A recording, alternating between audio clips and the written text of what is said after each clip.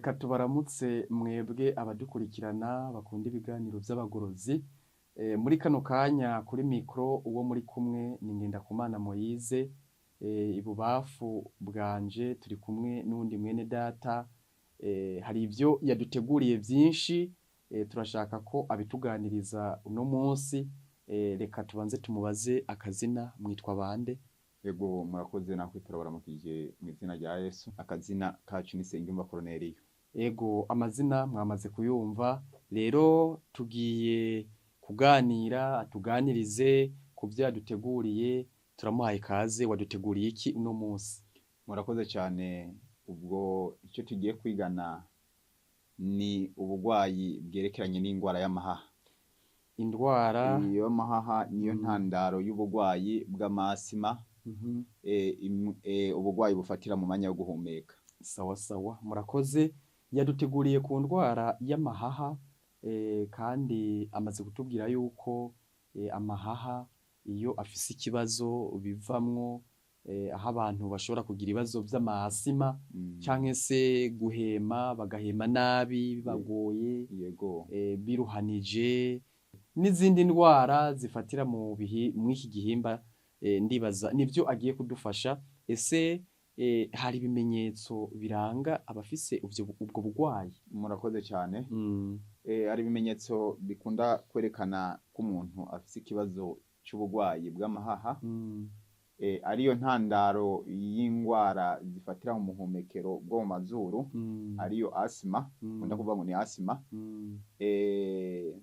Hari naho bavuga ngo ni gapfunga. Ni ibintu bituma guhumeka kwawe ukoresheje amazuru binanirana. Urumva guhema umuntu akoresha inguvu nyinshi. Yego. Hari nabo tuza tubona vyanka bakarinda kwifashisha udupompo bakura kwa muganga. Yego yego. Ego.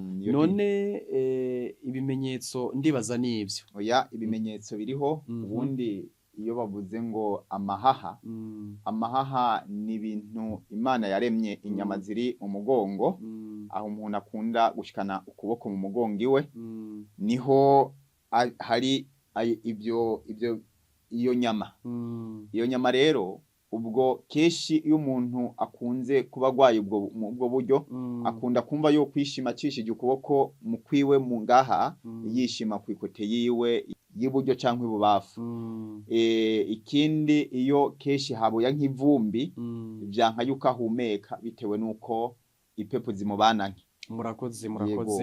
None turashaka kugira ngo tubanze dufashe mbere yuko utanga imiti ishobora kudufasha kuri ubwo bugwayi.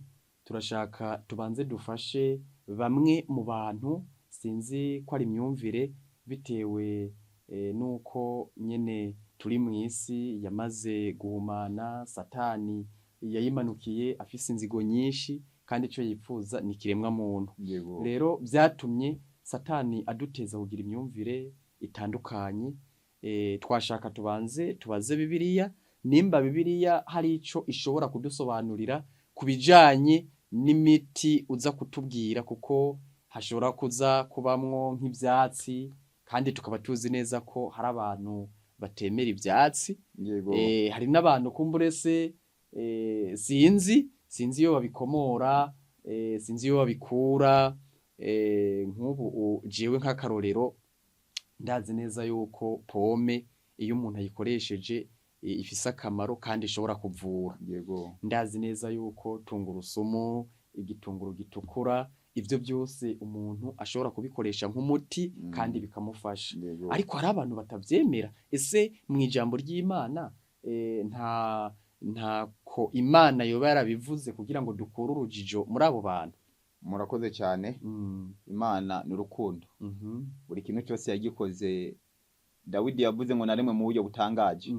Nkuko kuremwa mu buryo butangaje, Imana yari yarateguye umuti wo gukiza uwo muntu, urugingo rwose guhera kwino kugera ku mushatsi. Yari yarabiteguye. Rero turifashisha isomo ku bakunda Bibiliya n'abatemera yuko Bibiliya yemera umuti, iwemera 100%. Dusomere mu Itanguriro 3:7.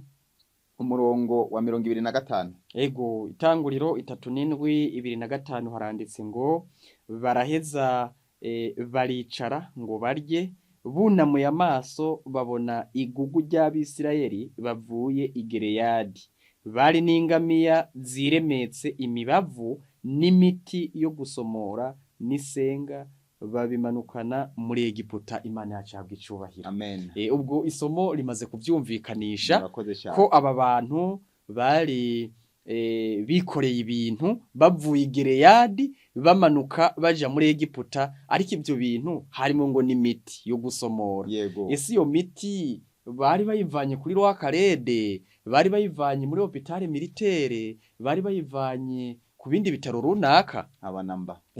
Ahubwo Imana yababwiye ngo bari bavuye i Gileyadi. I Gileyadi hari imisozi. Hari imisozi. Hari imisozi niyo bagenda kwa hiyo miti. Kuko bo bari bicariye babona ngo igugu ry'abantu rije. Ry'Abisirayeli. Ryari rizanye ngo nibimota neza. Ibya bindi keshi bakunda kuvuga ngo nisenga. Nabyo ni kuko ajya batweretse ko igiti kiva kwa makakama. Isenga ni ibintu by'amakakama biva ku giti. Murakoze cyane. Yego. Kandi dufashanije ubwo ico gihe nta bitaro byari bihari. Oya. Nta n'amafarumasi yari ahari. Kandi nta n'amaparufe yari ahari. Kandi igihe Yesu yapfa muri Bibiliya mu gitabo ca Luka 2:3 umurongo waho wa 52 kumanuka, handitse ko Yesu amaze gushigwa mu mva yari yateguriwe, ngo abagore bari kumwe na Yosefu ngo basubiye inyuma baza gutegura ibimota neza n'amavuta atamirana. Babikura ku biti rero. Babikura ku biti. Babitegura babikuye mu vyaremwe. Nta mavuta yandi yari ahari nkayo tubona uyu munsi ico gihe yakoreshwa. Ahubwo ivyo bakoresha byose nuko babikomora mu vyaremwe. Byumvikane yuko ibintu Imana yaremye bifise agaciro, na cane cane iyo tubikoresheje nk'uko Imana ibidutegeka. Rero aba bantu tumaze gusobanurirwa neza ko bari bafise imiti bakuye i Gileyadi bayimanukanye hehe muri Egiputa. Yariyo gusomora, kuvura. Yego. Murakoze. Tubwire rero, wamaze kutubwira ibimenyetso vy'indwara y'amahaha. Yego. Ariho biza bivaho ntandaro ya asima. Tubwire rero imiti munyarukije imbere yuko ntanga umuti. Iyo bavuze ngo ingwara z'amahaha cyangwa ubuhumekero, ahubwo keshi biva ku bugwayi abantu bataratahura. Nivyo tujya kuko Bibiliya ivuze ngo iyo mujya cyangwa iyo munwa murabe byose ko ari byo gushimisha Uhoraho. Ku muntu rero akeneye kwirinda imbere yuko ndamuha umuti, ategerezwa kwirinda ibi: ni inyama, amata, isukari.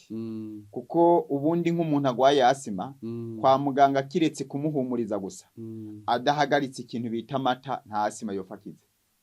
Nivyo kunda. Rero bisaba ko wirinda icyaguteye indwara imbere yuko bakuha umuti wo kukuvura. Ubwo rero turagiye ku muti.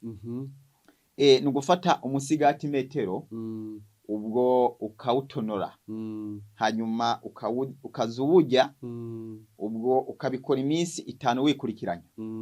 Ubwo ku muntu adafise ikibazo cya diabete, uwo aremererwa kuwufata 100%, ariko umuntu afise ikibazo cya diabete wewe acahindura, ubwo ntiyemererwa kuwufata kuko nawe uri mu isukari, kandi nabo abafise ibibazo bya diabete baba babuzwa isukari. Yego. Aho ndahavuye ni ku muti wa mbere. Uwa kabiri ni ugufata pome imwe, hanyuma akayikatagura. Yarangiza kuyikatagura agafata poivro imwe. Poivro nayo akayikatagura. Hanyuma yarangiza kuyikatagura agafata igitunguru kimwe cya rouge, naco akayikatagura. Hanyuma agafata intete 3 za tungurusumu, nazo ubwo akazikatagura akazishiraho. Hanyuma yarangiza agashira ku ikiko kimwe cy'amavuta ya elayo. Ubwo akaza yirira iyo salade rimwe ku munsi, 3 mu ndwi, akayifata ukwezi. Murakoze cyane. Ariko ubwo umaze kutubwira imiti ishobora gufasha ivyo bibazo, abantu bite cyane kubijanye no kwirinda, kubera ko nta ndwara nimwe tubona muri ino si itaba yaraje ikomotse kubijanye n'ivyo dufungura canke se ivyo tunwa. Abantu rero kugira ngo tuze tube bazima, kugira ngo duheshe Imana icubahiro mu mibiri yacu, nkuko Dawidi yavyanditse mu gitabo ca Zaburi y'103 uhereye ku murongo wa mbere haranditse ngo umutima wanje himbaza uhoraho namwe ibimbamwo byose muhimbaze izina ryiwe ryera. Rero ivyo Imana yadukoreye byose tubona ni iby'urukundo. Rero imibiri yacu iyo ari mizima niyo ishobora guhesha Imana icubahiro. Burya iyo umuntu agwaye ntibishobora kuba vyonakunda ko afata Bibiliya ngo asome. Oya, ahubwo abantu bite cane ku kwirinda nkuko umaze kubidusobanurira. Tubwire nimba ari uwundi muti ushobora gufasha ivyo bibazo by'ubwo bugwayi. Kabiri murakoze. Ni gatatu yongera ko uyundi muti ugira gatatu.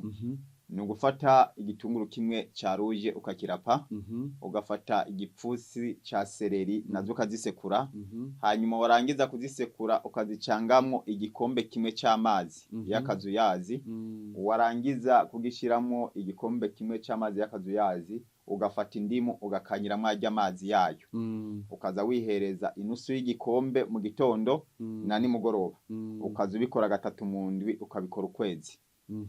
Ubwo na twana duto two ukoresha kuduha ku kiyiko bitewe nuko tutaba turagera kuba twonwa inusu y'igikombe. Murakoze cyane. Abantu murumvise imiti mwene data aratuvuye ntako atagize. Imana n'urukundo mu by'ukuri yatwihereye ibi byaremwe kugira ngo dushobore kubyihereza bitwubake mu mubiri kandi binadufashe mu buryo bwo kwivura. Sinzi ko hari ikindi ufise ushobora kutubwira mbere yuko turangiza. Murakoze cyane, turabashimiye kandi turanabakengurukiye. Turacakomeza kubana namwe kuko Bibiliya yavuze ngo ubu butumwa bwiza bw'ubwami buzobyigwa amahanga yose n'indimi zose n'imiryango yose, bubera icabona kiba ikimenyetso, hanyuma umuhero ubone gushika. Ariko umuhero uzobanza gushika ari uko abantu bamenye kwivura, ku buryo uzobigira kunegirijase cyangwa ntubiha agaciro, ariko Imana ikazokubaza ngo se nyamba waragwaye uruginguru nta muti woba warahawe. Ni mu bwo buryo. Murakoze cyane. Tunakibura abantu bamwe na bamwe baza baburirwa, baza bagirwa inama ariko bakanka kuzumva, kubera ko Imana izohana abantu bose b'intumva. Niko vyanditse no mu gitabo c'Abami ba mbere 13 umurongo waho wa 11, aho umuntu w'Imana umwe yazize kutumvira. Rero abantu bose batumvira mu by'ukuri Imana yateguye ibihano bazohura navyo. Rero izi mburi canke se izi mpanuro ziherekejwe n'imiti, ni vyiza ko abantu bozumva kandi bakazigendera. Mu by'ukuri iyo umuntu ari muzima biba biryoshe kubaho udafise ibikurya, kubaho udafise ibikubangamiye, kubaho udafise amagara mazima, mu by'ukuri birababaje. Reka rero Imana nyene amahoro ikomeze kudufasha twese hamwe, abumvise iyi miti n'uburyo dushobora kwirindana cane cane, Imana izoduhe gukira mu izina rya Yesu. Amen.